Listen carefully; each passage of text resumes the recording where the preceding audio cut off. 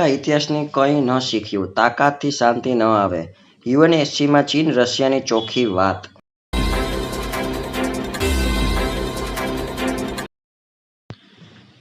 Israel versus Iran war updates. સંયુક્ત રાષ્ટ્ર સુરક્ષા પરિષદ યુએનએસસીની ઇમરજન્સી બેઠકમાં ઈરાનના પરમાણુ સ્થળો પર અમેરિકાના હુમલા પર ગંભીર ચર્ચા જોવા મળી.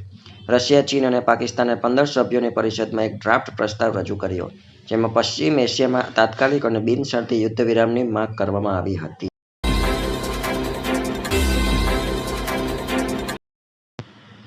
યુએનના મહાસચિવે શું કહ્યું? યુએનના મહાસચિવ એન્ટોનિયો ગ્યુટેરેસે બેઠકની શરૂઆતમાં કહ્યું કે અમેરિકા દ્વારા ઈરાનના પરમાણુ સ્થળો પર બોમ્બમારો એક ખતરનાક વળાંક છે. આપણે તાત્કાલિક અને નિર્ણાયક રીતે કાર્ય કરવું પડશે, જેથી લડાઈ બંધ થઈ શકે અને ઈરાનના પરમાણુ કાર્યક્રમ પર ગંભીર વાટાઘાટો ફરી શરૂ થઈ શકે.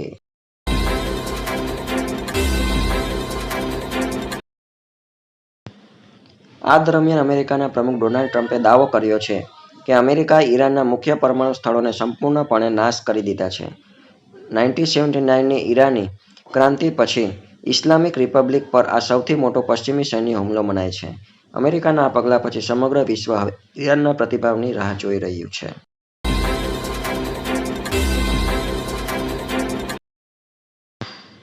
યુએનમાં રશિયા અને ચીને આ હુમલાની સખત નિંદા કરી છે. ચીનના યુએન રાજદૂત ફુ કોંગે કહ્યું કે બળના ઉપયોગથી પશ્ચિમ એશિયામાં શાંતિ લાવી નહીં શકાય. હાલમાં વાતચીત અને વાટાઘાટો એ ઉકેલનો સાચો માર્ગ છે. ઈરાની પરમાણુ મુદ્દા પર રાજદ્વારી વિકલ્પો હજી સુધી ખતમ થયા નથી અને શાંતિનો માર્ગ હજુ પણ ખુલ્લો છે.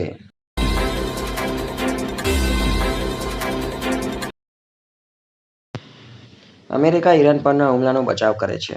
કાર્યકારી અમેરિકન રાજદૂત ડોરોથી સીએ કહ્યું કે હવે નિર્ણાયક કાર્યવાહીનો સમય છે. તેમણે સુરક્ષા પરિષદને અપીલ કરી કે તે ઈરાનને ઇઝરાયલને મિટાવવાના તેના પ્રયાસો બંધ કરવા અને પરમાણુ શસ્ત્રો મેળવવાના તેમના પ્રયાસો બંધ કરવા કહે. તેમણે કહ્યું, ઈરાને લાંબા સમયથી તેનો પરમાણુ કાર્યક્રમ છુપાવ્યો છે અને તાજેતરની વાટાઘાટોમાં અમારા સારા વિશ્વાસના પ્રયાસોને નકારી કાઢ્યા છે.